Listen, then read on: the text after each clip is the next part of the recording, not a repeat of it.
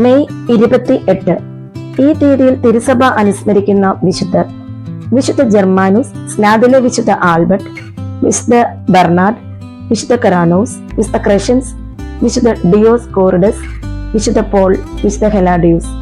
വിശുദ്ധ ജർമാനുസ് 496-576 കാലഘട്ടത്തിലാണ് വിശുദ്ധ ജർമാനുസ് ജീവിച്ചിരുന്നത്.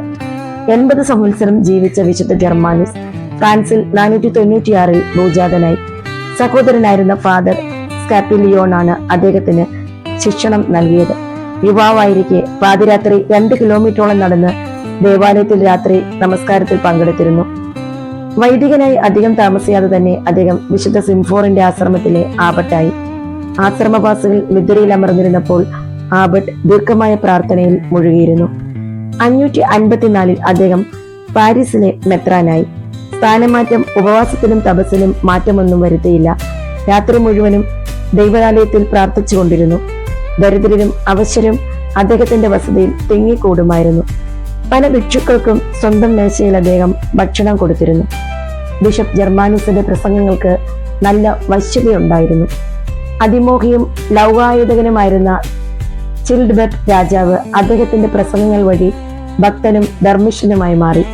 അദ്ദേഹത്തിന്റെ അനുജൻ ക്ലോവിഡ് രാജാവ് ആർച്ച് ബിഷപ്പിന്റെ വിശുദ്ധിയിൽ നല്ല വിശ്വാസമുള്ളവനായിരുന്നു.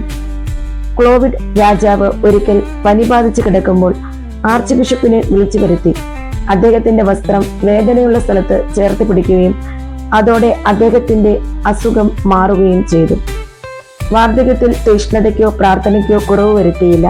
പ്രായച്ചിത്തങ്ങളും ആശാനിഗ്രഹങ്ങളും വർദ്ധിപ്പിച്ചതേയുള്ളൂ. അദ്ദേഹത്തിന്റെ തീഷ്ണതയിൽ വിഗ്രഹാരാധനയുടെ അവശിഷ്ടങ്ങൾ കൂടി ഫ്രാൻസിൽ നിന്ന് തുടച്ചു മാറ്റപ്പെട്ടു. പാപികളുടെ മാനസാന്തരത്തിന് അവസാന നിമിഷം വരെ അദ്ദേഹം അധ്വാനിച്ചു.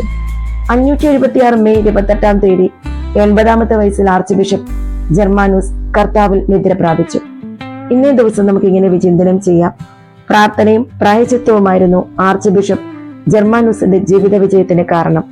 ഉപവാസത്തോടും ദാനധർമ്മത്തോടും ചേർന്ന പ്രാർത്ഥന നല്ലതാണ് എന്ന് തോബിയാസിന്റെ പുസ്തകത്തിൽ നാം വായിക്കുന്നത് ജർമാനുസിന്റെ ജീവിതം അനർത്ഥമാക്കുന്നു.